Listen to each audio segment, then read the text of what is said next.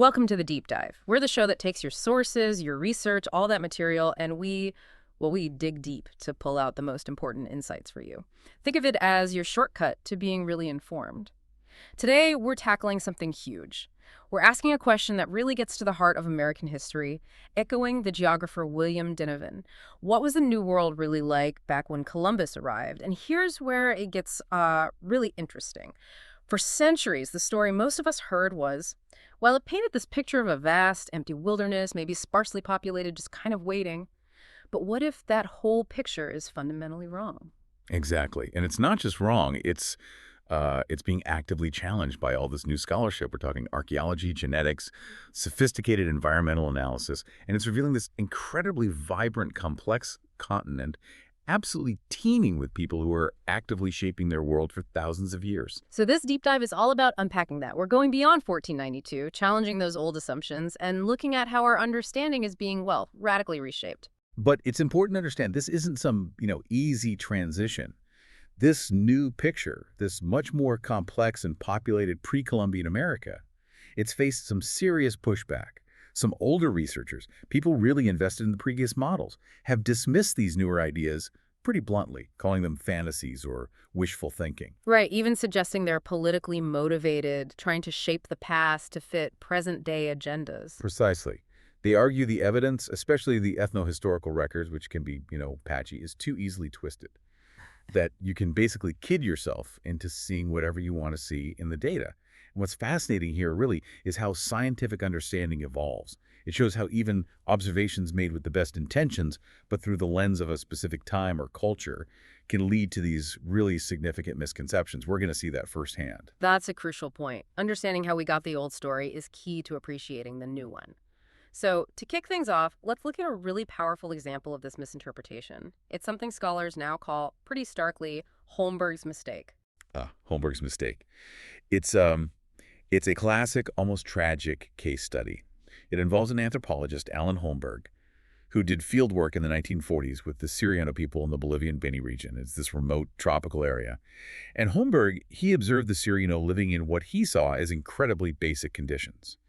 He described their homes as just lean-tos made of haphazardly heaped palm fronds. So flimsy, he said, that people would undergo many a sleepless night because of the rain and insects. Wow, that sounds pretty rough. It does. And based on this, Holmberg concluded they were essentially living fossils. Exemplars of primitive humankind, he called them, the quintessence of man in the raw state of nature. He believed their landscape was totally unmarked by their presence, suggesting they were timeless, unchanging, sort of outside of history itself. Like finding a pocket of the Stone Age still existing. That's exactly how he framed it. But here's the twist, the shocking truth that later research uncovered. Holmberg wasn't seeing some timeless, primitive state. What he was actually witnessing were the persecuted survivors of a recently shattered culture. These people weren't living this way by choice or tradition. They were actively hiding, running from cattle ranchers and the Bolivian military. Hiding from the military. Yes, these forces were rounding up indigenous people, forcing them into what were basically prison camps, systems of servitude. So their primitive lean-tos, their hunger, their sleepless nights. That wasn't their ancient culture. It was the direct result of recent brutal violence and displacement. That completely changes the picture. It's like Oh. like finding refugees who've lost everything, concluding that poverty and homelessness is just their natural way of life. That's a perfect analogy. Imagine seeing people fleeing a war zone, barefoot and starving, and deciding, this is how they've always lived. It's a profound failure to see the historical context. Taking a snapshot of a crisis and mistaking it for an eternal condition. So Holmberg completely missed the recent trauma and violence that shaped what he saw. And were the Siriano even ancient inhabitants of that specific area? Well, that's another layer. Linguistic evidence actually suggests the Siriano were relative newcomers to the Beni. They probably only arrived maybe in the 17th century or perhaps a few centuries before that. They moved into an area where the previous society, likely a more complex one, had already collapsed, perhaps due to earlier waves of disease or conflict, even before Europeans were widespread in the interior. So that unmarked landscape, it wasn't untouched wilderness, it was likely recently emptied. So the primitive state wasn't timeless, it was recent. And the untouched land wasn't pristine, it was recently depopulated. Holmberg's mistake wasn't just seeing incorrectly, it was reading history completely backwards. Precisely. It underscores how vital historical context is. Without it, you can draw conclusions that are not just wrong, but deeply damaging. And this wasn't just Holmberg, right? His mistake, while specific, kind of fit neatly into a much larger pattern of European thinking about the Americas. Absolutely. It resonated with this widespread belief in Europe and among European academics that the Americas before 1492 were, largely empty, undeveloped, uncivilized. Yeah. You had influential historians like Samuel Eliot Morison writing that indigenous peoples created no lasting monuments or institutions. He painted this picture of them as pagans expecting short and brutish lives, void of any hope for the future. Just incredibly dismissive. That basically erases thousands of years of history and achievement. Just wipes it clean. It does. And then you have someone like Hugh Trevor Roper, a very prominent British historian, who declared in the 1960s that the chief function of Indigenous history was simply to show to the present an image of the past from which by history it has escaped. Wow. So Indigenous history was only useful as a contrast to show how far Europe had progressed. That was the implication, that indigenous cultures has no value in themselves, no ongoing story worth telling. And these weren't fringe ideas. They were mainstream. U.S. history textbooks for generations reflected this. They'd often brush off the first 15 or 20,000 years of human history in the Americas in just a few paragraphs. Or they'd portray the continent as so sparsely populated by Indians that they could be eliminated or shouldered aside. Which, of course, conveniently justified westward expansion and taking the land. Exactly. It created and reinforced the myth of the virgin continent, this untouched wilderness just waiting for Europeans to arrive and make something of it. It completely ignored the reality of millennia, of indigenous presence, management, and complex societies. So the very foundation of how many people learned history was built on these flawed ideas, these dismissals driven by a European viewpoint. It shaped everything. It really did. But now, thankfully, modern scholarship using new tools, new methods, and frankly, more respect for indigenous knowledge is painting this radically different picture. A dynamic, complex, and deeply human history. Okay, so let's peel back another layer. If the Americas weren't empty, who was here first, and when did they arrive? This whole question of the first Americans has been a huge puzzle for a long time. Oh, absolutely. And for decades, there was this dominant theory, almost a dogma, called the Clovis consensus, or the Clovis first model. This model, really cemented by archaeologist C. Vance Haynes back in the 60s, proposed a pretty clear story.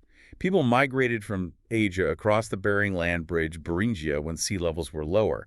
But crucially, the theory went, they then had to wait for this ice-free corridor to open up between the massive ice sheets covering Canada. Right, like a pathway south. Exactly. And this corridor supposedly opened up around 13,500 years ago, give or take. Then, these people, identified by their unique spear points, Clovis points, spread rapidly south. So it was a relatively late arrival, maybe 13,000 years ago, through a specific route. A neat, tidy package, single entry point, specific time frame. Very tidy. Maybe too tidy. Because even back then, some archaeologists were finding hints of older sites. But the real cracks started showing, and the consensus really started to crumble in the 1990s. The big one was the official acceptance of the Monteverde site in southern Chile. This place had undeniable evidence of human settlement dated to more than 12,000 years ago. 12,000, but wait, in Chile, that's thousands of miles south of that ice-free corridor. Precisely. That was the problem. How did people get 7,000 miles south of Alaska before the supposed land route was even open? Just didn't add up. It strongly suggested that people must have arrived much earlier, maybe 20,000 or even 30,000 years ago, when the ice sheets were smaller. Or maybe they didn't use the corridor at all. Maybe they traveled down the coast by boat. By boat. That would change everything. No need to wait for the ice to part. Right. And it opened the floodgates to other theories, too. Coastal migration makes a lot of sense. Some even propose more radical ideas, like migrations from different directions entirely, maybe even across the Pacific, though those are more speculative. I remember hearing about the resistance, though. People who questioned Clovis first were sometimes, let's say, not welcomed with open arms by the establishment. The Clovis police, some called them. Huh. Yes, there was definite resistance. Paradigm shifts in science are rarely smooth. You need overwhelming evidence, often from different fields, to really overturn a long-held consensus. And did that happen? Did evidence come from other areas besides archaeology? It did. Some of the most compelling challenges came from fields like linguistics and especially molecular biology genetics. Hmm. For example, geneticists studying mitochondrial DNA, which is passed down through the maternal line, found something really interesting. There's a specific genetic marker called haplogroup A. It's super rare in Siberia today, almost non-existent. But get this, it's found in every single Native American population ever tested, from Alaska to Tierra del Fuego. Every single one. How does that challenge the old model? Well, the old model often involved multiple distinct waves of migration across Beringia over thousands of years.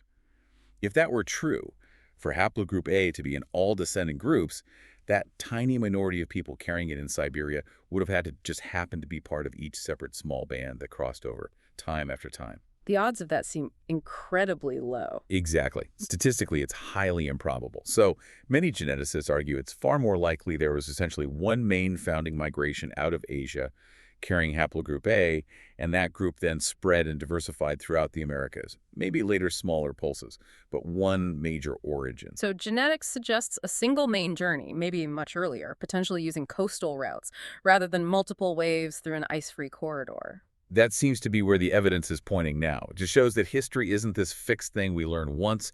It's constantly evolving as we get new tools and new data. We have to be willing to update our understanding.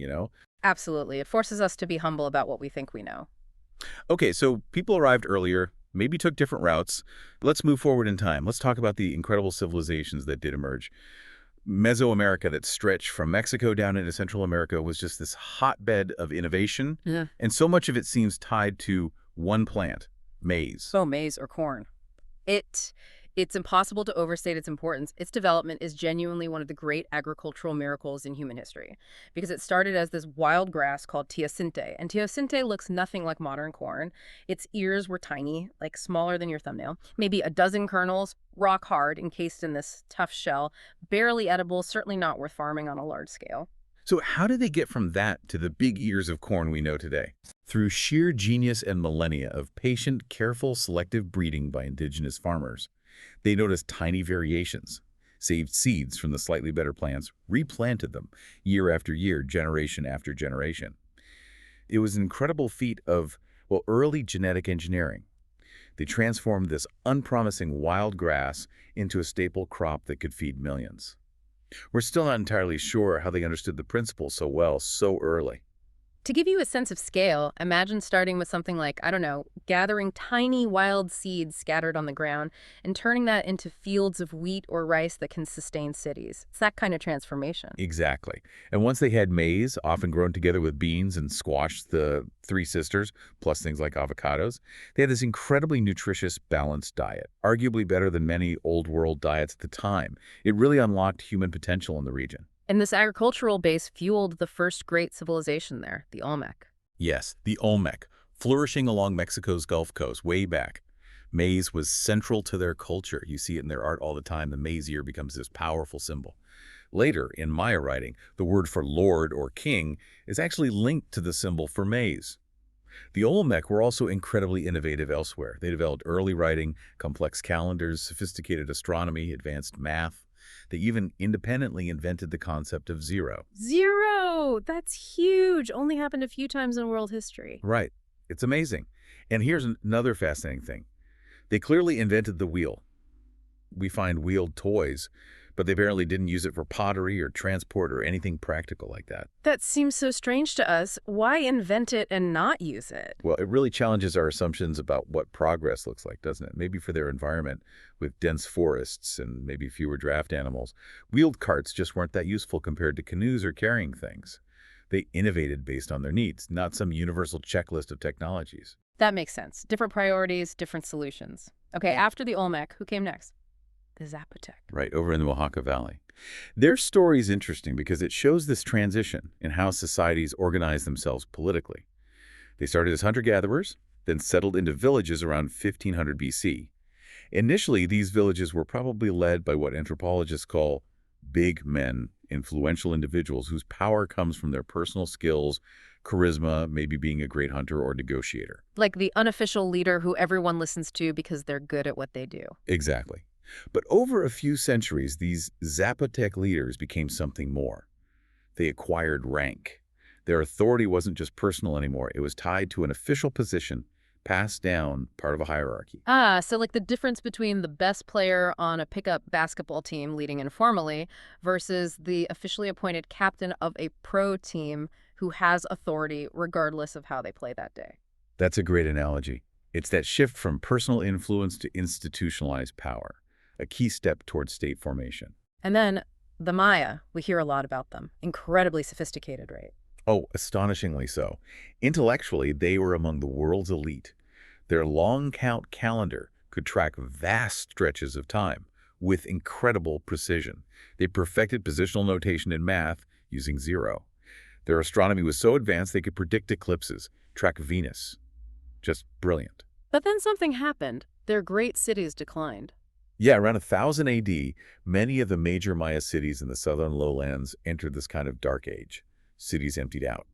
Astonishingly, the knowledge of their complex writing system was even lost among the scribal class in some areas. They could still carve glyphs, but they were just copying old forms without understanding the meaning. Wow, what caused such a collapse? It was likely a perfect storm, probably severe overpopulation straining resources, leading to widespread deforestation as they cleared land for intensive farming. This, in turn, likely made them much more vulnerable to a series of prolonged, severe droughts that hit the region. Imagine food shortages, social unrest, political breakdown. It could unravel even a great civilization. A sobering reminder of how fragile things can be. Okay, moving north now to the Mexico of the people we often call the Aztecs. There's a fascinating story there about history itself being rewritten. Yes, this is incredible. The Mexican Empire was heavily shaped by this figure named Tlacaelel. He was like the power behind the throne for decades, the chief advisor, the Xiuhcoatl. After a major military victory that really set the Mexica on their imperial path, Tlacaelel did something extraordinary. He ordered the burning of all their existing historical records, their painted books or codices. Burned their own history. Why? His reasoning, as recorded later, was chillingly pragmatic, almost Orwellian. He basically said, it's not fitting that our people should know these pictures, for these pictures are full of lies. But the lies were actually the truths about the Mexica's own past, their humble beginnings, times when they were vassals to other groups, moments of defeat or poverty. Tlacaelel wanted to erase all that. So he could create a new, more glorious past. Precisely. He directed the priests and scribes to create brand new codices, filled with great deeds, heroic narratives, and fabricated connections to the prestigious Toltecs and the ancient city of Teotihuacan. He literally invented a history designed to inspire imperial ambition and national pride. Wow. It really drives home how powerful narrative is and how history can be deliberately manipulated for political purposes. A lesson that feels very relevant even today. Absolutely. It's a timeless example of shaping the past to control the present and future. But beyond this, the Mexico also had a really rich intellectual life, didn't they? They did. They had philosophers known as clamatini, meaning he who knows things. There was this vibrant tradition of rhetoric, poetry, lyric drama, philosophical debate about the nature of reality, ethics, aesthetics. It was a deep, sophisticated intellectual world, expressed largely through oral traditions and intricate poetry. Tragically, this tradition was effectively cut short by Cortés and the Spanish conquest. A huge loss, not just for them, but for humanity's understanding of different ways of thinking. A whole universe of thought, largely lost. Okay, let's shift continents now, down to South America, to the Andes, another incredible cradle of civilization. Tell us about the Norte Chico. Right, the Norte Chico, along the coast of Peru. This is mind-blowing. Between about 3200 and 2500 BC, we're talking contemporary with the pyramids in Egypt. Before ceramics were even widely used there, they were building massive public structures, huge platform mounds, sunken circular plazas. At that time, the only other place on Earth with comparable urban-scale construction was Sumer in Mesopotamia. So Norte Chico represents possibly humankind's second independent experiment with large-scale government and societal complexity. Leaders there clearly had enough clout, enough influence to get large numbers of people to undertake this enormous coordinated labor. But how? The usual theory is you need large-scale agriculture, grain surpluses to support that kind of society. Did they have that? That's the puzzle. And it led to this really radical idea from archaeologist Michael Mosley called the Maritime Foundations of Andean Civilization, or MFAC hypothesis. Mosley argued that the Norte Chico societies weren't primarily based on farming, especially not grain farming. Instead, their foundation was the incredibly rich marine resources of the Pacific coast, anchovies, sardines, shellfish, available in enormous, reliable quantities. So seafood, not corn or wheat, fueled their That rise. was the core idea. It completely flipped the script on archaeological theory, which held that complex society must follow agriculture. Mosley said here, maybe the sheer abundance of the sea provided the stable food surplus needed for population growth and big construction projects before they developed intensive farming. Farming existed, but it might have come later or played a secondary role initially. How did they motivate people to build those huge mounds then, if not through state coercion or agricultural surplus controlled by elites? Great question. The evidence suggests they used social incentives, almost like positive reinforcement. Archaeologists found huge piles of ash and fish bones right on the construction sites. The interpretation is that leaders would stage these big celebratory feasts, roasts of fish, maybe local roots like akira right there on the job site. Imagine after a hard day hauling rocks, everyone gathers for a big communal meal, maybe music too. They found flutes made of pelican bone at Corral, a major site. It builds community, rewards effort, and gets people to buy into the project. Smart. Using feasts and maybe festivals as a way to mobilize labor. Very clever social engineering. Now, further south, the Chinchorro people, mummies older than Egypt's. Yeah, the Chinchorro. In northern Chile and southern Peru, they were mummifying their dead as early as 5000 BC.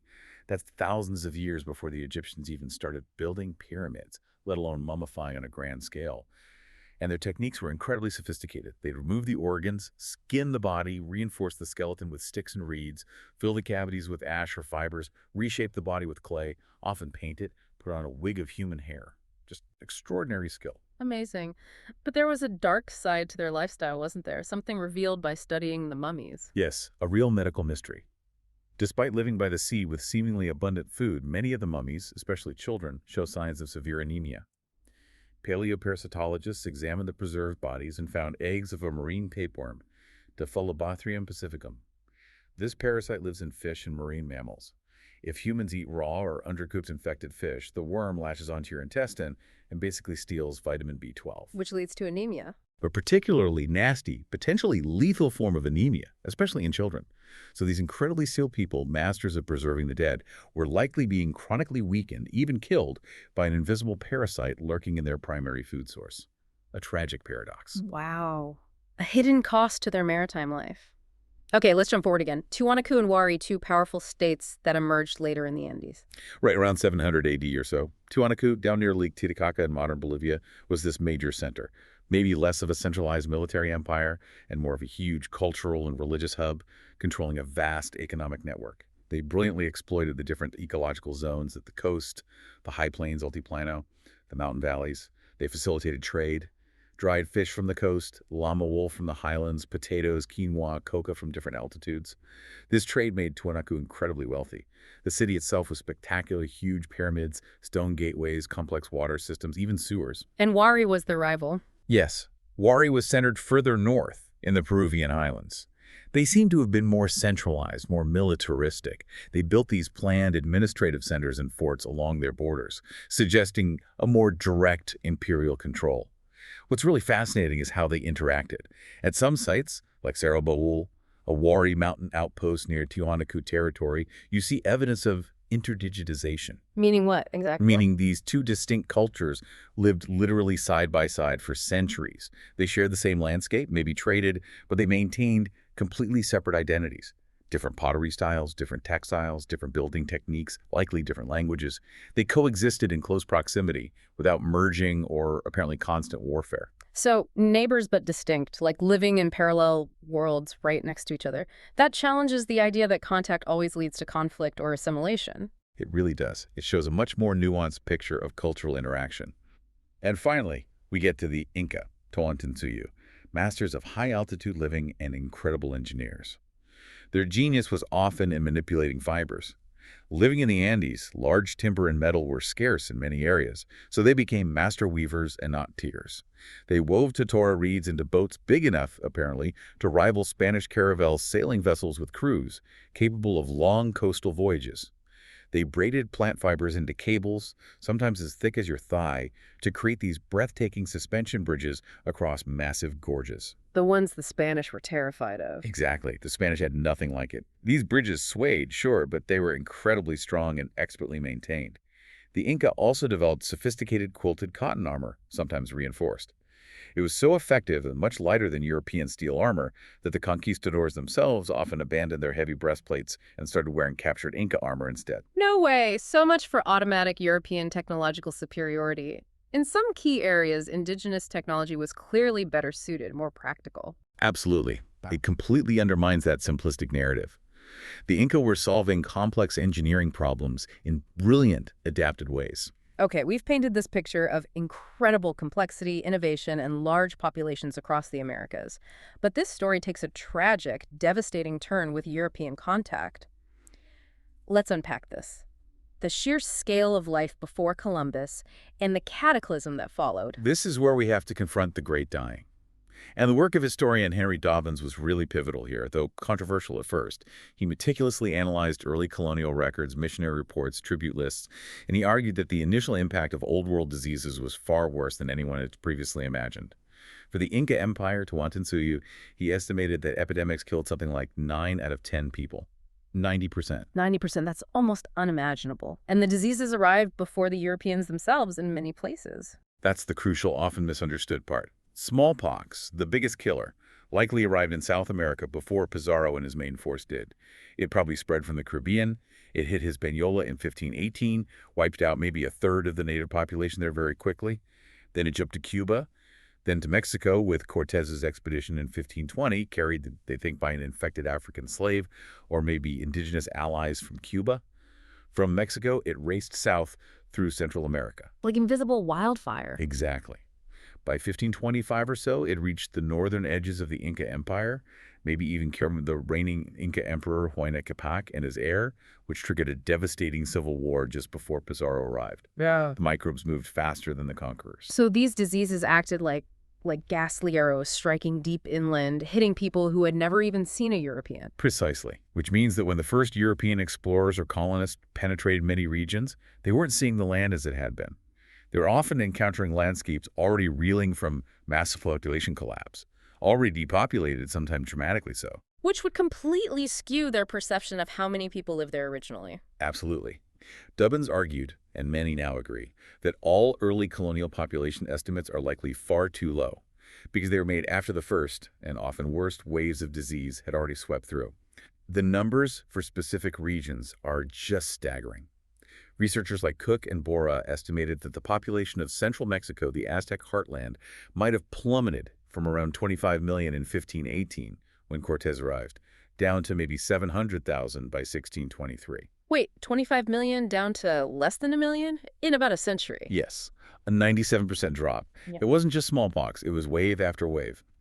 Measles, influenza, typhus, diphtheria, plus possibly local diseases like coquelicet that might have flared up due to the ecological and social chaos. It was a biological catastrophe compounded by conquest, exploitation, and the breakdown of societies. It's hard to even process that level of loss. I know these huge numbers have been debated, though, right? The high counters versus the low counters. Oh yes, there's been intense debate. Critics like David Henage, often labeled a low counter, argued forcefully that the early sources are too unreliable, too fragmented to support such precise, massive numbers. He called them numbers from nowhere, arguing it's impossible to know for sure. Archaeologist Betty Meggers, sticking to her environmental limits idea, also doubted large populations ever existed in places like the Amazonian Beni. So some skepticism about the exact figures? Definitely about the precision. But while the exact numbers are debated and probably unknowable with certainty, the overwhelming consensus now, looking at all the evidence, archaeological remains, ecological data, genetic studies, careful rereading of sources, points towards very high populations before contact. Even Henage, the critic, concedes a hemispheric total of perhaps 40 million is plausible. Many scholars argue for much higher figures, maybe 50, 60 million, some even close to 100 million for the entire hemisphere. So while the exact number is fuzzy, the general picture is clear. The Americas were densely populated and the post-contact collapse was catastrophic. The debate is more about how catastrophic, not whether it was. And this great dying had massive ripple effects, didn't it? Not just the human tragedy, but ecological consequences, political shifts. Absolutely. Take New England, for instance. Between 1616 and 1619, before the Pilgrims arrived at Plymouth Rock, a massive epidemic, maybe viral hepatitis, maybe leptospirosis spread by rats from European ships, swept the coast. It killed up to 90% of the coastal Algonquian population in just 3 years. Early explorers described walking through villages full of skeletons, fields overgrown. The land was, as one historian put it, widowed. Which must have made colonization seem much easier for the Pilgrims. Immensely easier. Massasoit, the Wampanoag sachem, who famously allied with the Pilgrims, he did so partly out of desperation. His people had been devastated, his power base weakened. He needed allies and access to European goods like tools and weapons to survive against rival groups who hadn't been hit as hard. The epidemic completely reshaped the political landscape the Pilgrims stepped into. And ecologically, you mentioned the landscape changing, the idea that Native Americans were like a keystone species. Right. Think of a keystone species in an ecosystem like wolves in Yellowstone. Remove them, and the whole system changes dramatically. Native Americans, through millennia of hunting, farming, and especially widespread landscape burning, were actively managing huge swaths of the continent. When their populations crashed, that management stopped almost overnight. Forests grew thicker, prairies became woodlands, animal populations shifted dramatically. Like the passenger pigeon. The passenger pigeon is a stark example. It was once probably the most numerous bird on Earth, billions of them. While hunted to extinction later, their enormous numbers in the 17th and 18th centuries might have been partly an effect of the Great Dying.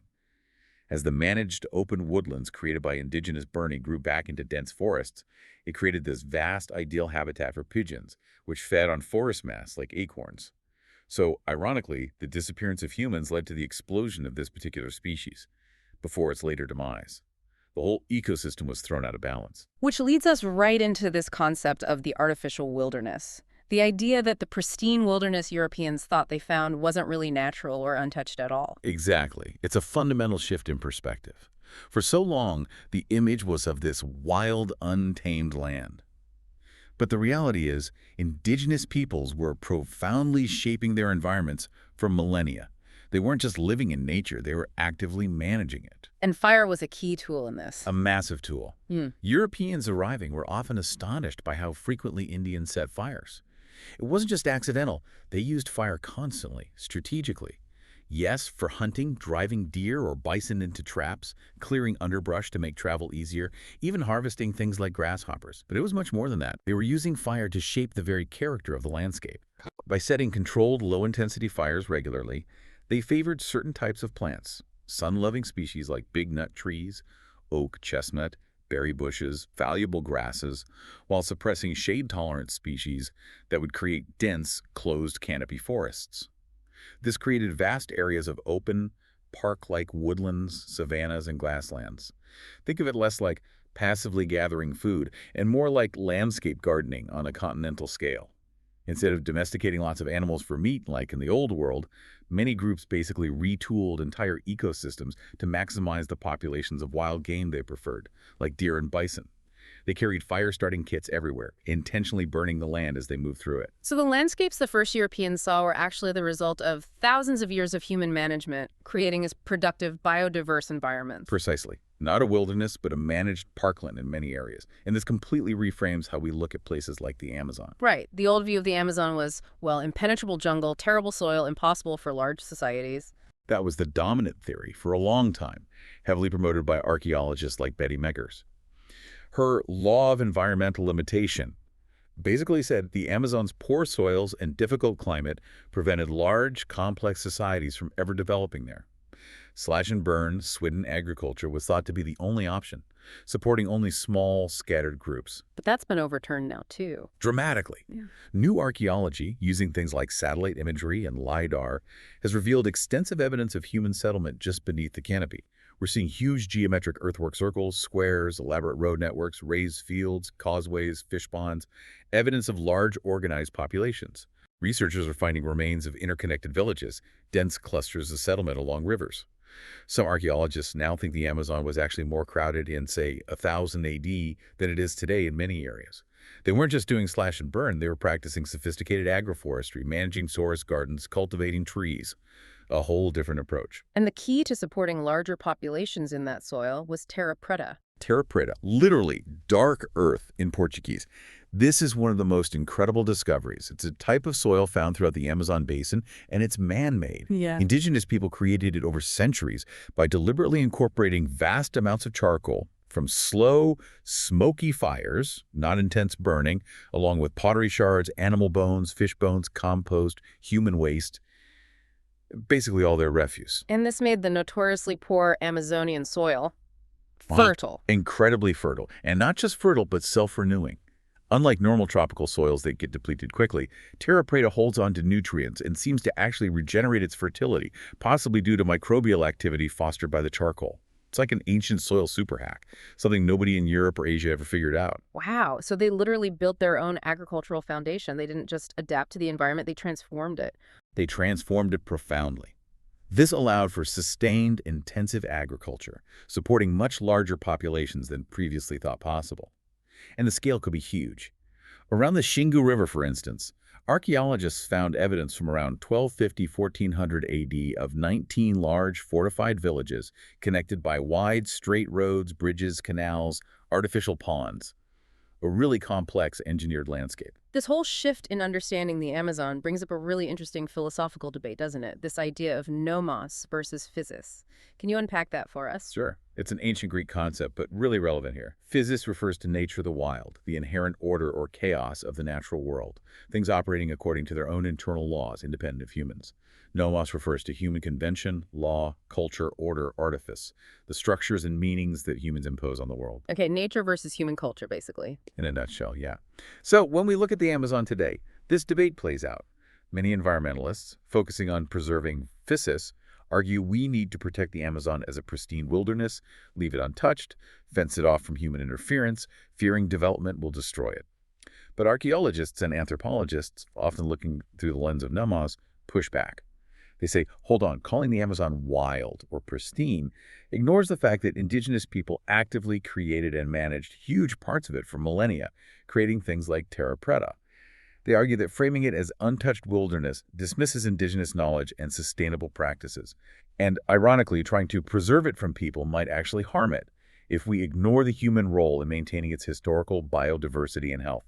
Are we saving nature, or are we erasing a human-shaped history? That's a really complex dilemma, and it leads to some tough questions from people living there now, right? Like Brazilians asking about double standards. Exactly. You hear voices in Brazil saying, wait a minute, Europe and North America developed by cutting down their forests, industrializing their landscapes. Now you tell us we have to keep our forests pristine for the good of the planet. They ask, quite pointedly, if you want forests now, why don't you tear down your shopping malls and replant your own? It highlights the historical inequities and ethical complexities tangled up in global conservation efforts. Who gets to develop and who has to preserve? A very thorny issue indeed. Okay, let's shift focus again to something truly surprising. The idea that indigenous societies didn't just receive influence from Europe, but actually profoundly influenced European thought, especially around ideas of liberty and freedom. This is a powerful and often completely overlooked part of the story. Take Adrian van der Donck, a Dutch lawyer living near the Hudson River in the 1600s. He wrote about the Haudenosaunee, the Iroquois Confederacy, and he was just fascinated, almost baffled, by their emphasis on personal liberty. He noted they were all free by nature and simply will not bear any domineering or lording over them. People spoke their minds freely in council. Leaders had to persuade rather than command. This was radically different from the rigid hierarchies and deference to authority that defined 17th century Europe. A completely different model of how society could work. And this extended to women's roles, too, in a way that was almost unthinkable in Europe. Absolutely. The Haudenosaunee system was remarkable. They had this kind of separate but equal structure. Female clan heads held enormous power. They essentially set the agenda for the ruling councils. The men couldn't even discuss a topic until the women formally presented it. Moreover, these women held title to all the land and its produce. Think about that control over the fundamental means of production. They could even veto treaties or decisions made by the male chiefs. This level of formal political and economic power for women was centuries ahead of Europe. And this actually inspired later activists. Directly. Early American feminists in the 19th century, women like Lucretia Mott, Elizabeth Cady Stanton, Matilda Joslyn Gage, lived in upstate New York, right in Haudenosaunee territory. They saw this model firsthand, interacted with Haudenosaunee women, and explicitly pointed to the Confederacy as proof that female equality and political participation were possible and practical. It gave them a real-world example to counter arguments that female subordination was natural. Wow. So a direct line from indigenous governance to the roots of the U.S. women's rights movement. That's incredible. And it wasn't just admiration flowing one way. Indigenous people often looked at Europeans and were unimpressed. Often, yes. The Wendat, or Huron in Canada, for example, frequently remarked that the French seemed to have little intelligence in comparison to themselves. They found Europeans physically weak, often dishonest, shockingly lacking in generosity, and apparently quite smelly by their standards. The Micmac on the Atlantic coast were similarly skeptical. One Micmac leader famously asked a Frenchman, if European civilization was so great, why were they all leaving it to come live in Micmac territory? If France was so wonderful, why abandon it? It kind of turns the whole superiority narrative on its head. That's a great point. And there's that famous observation by Benjamin Franklin about cultural choices. Yes. Franklin noted with some frustration that when white colonists were captured and lived among Indians, even if they were later rescued and brought back, they often became disgusted with our manner of life and would run away back to the Indians the first chance. They preferred it.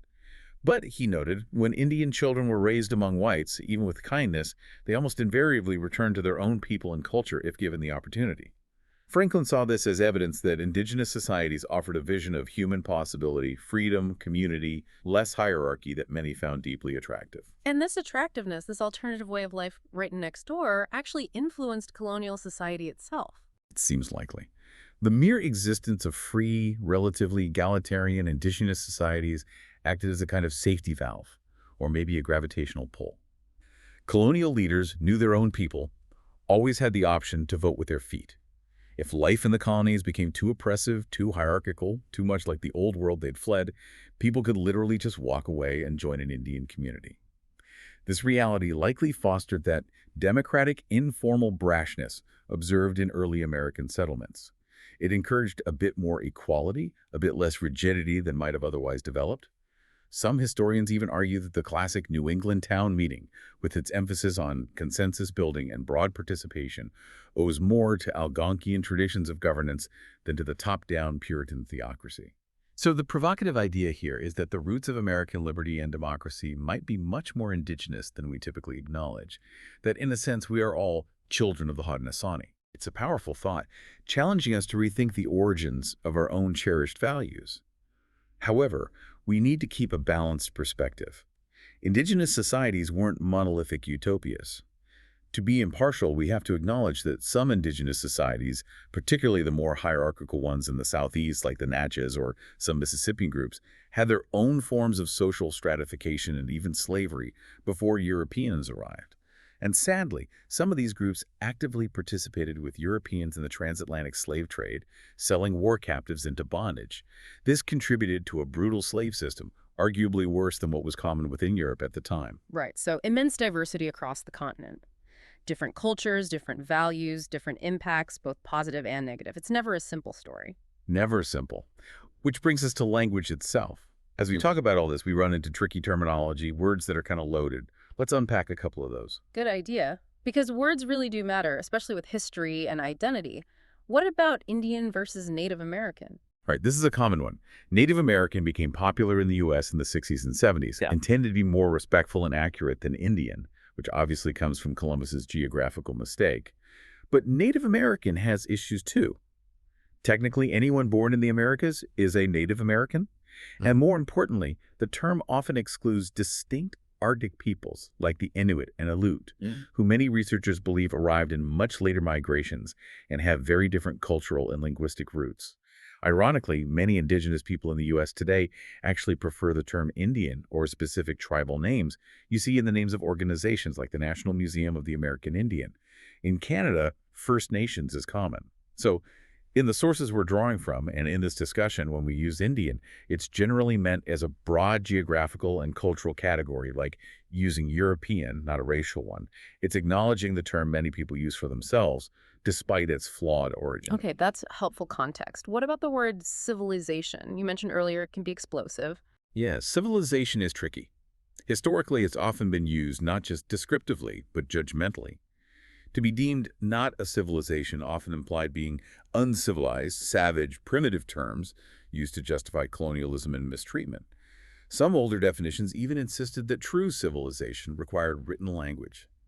By that standard, incredible societies like the Inca, with their complex government and engineering but using knotted cords, quipu, instead of writing, wouldn't qualify, which seems absurd. So how are we using it in this deep dive, to be clear for everyone listening? Good question. For our purposes here, we're using civilization simply as a shorthand reference to societies that were settled living in cities, towns, villages, and had developed complex political, economic, social, and sometimes military structures associated with those settled populations. We're deliberately not using it as a moral judgment or requiring specific traits like writing. It's just a way to talk about large-scale, organized societies with significant infrastructure and social complexity, whatever form that took. It allows us to appreciate the achievements of places like Norte Chico or Cahokia on their own terms. Got it. A descriptive term for complexity, not a value judgment. That makes sense. Wow, what a journey this has been. From debunking the empty wilderness myth to uncovering these incredibly advanced societies, the devastating impact of the Great Dying, and even the surprising influence on ideas of liberty. It really rewrites the narrative, doesn't it? So just to recap the main takeaways for you. First, the Americas before Columbus were far from empty. They were home to millions, possibly tens of millions, of people living in diverse and sophisticated societies that actively shaped their environments over millennia.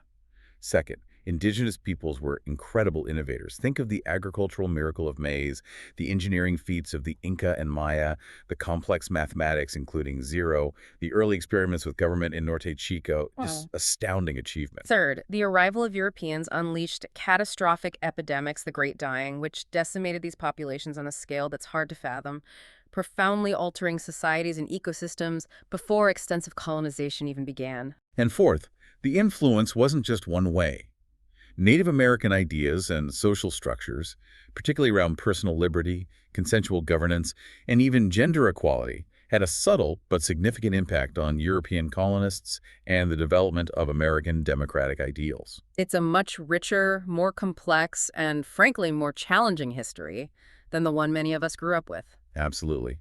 And that leads to a final thought, maybe a question for you to ponder after this deep dive. Given this immense complexity, this radically different picture of the past we've discussed today, what aspects of this new understanding do you find most challenging to reconcile with the history you thought you knew? And what might wrestling with that challenge tell us about how we approach learning history, how we stay open to revising our understanding when new evidence emerges? That's a great question to sit with. It really highlights that history isn't just about learning facts, but about understanding how narratives are constructed, how they change, and how that process shapes our view of the world. Thank you for joining us on this deep dive.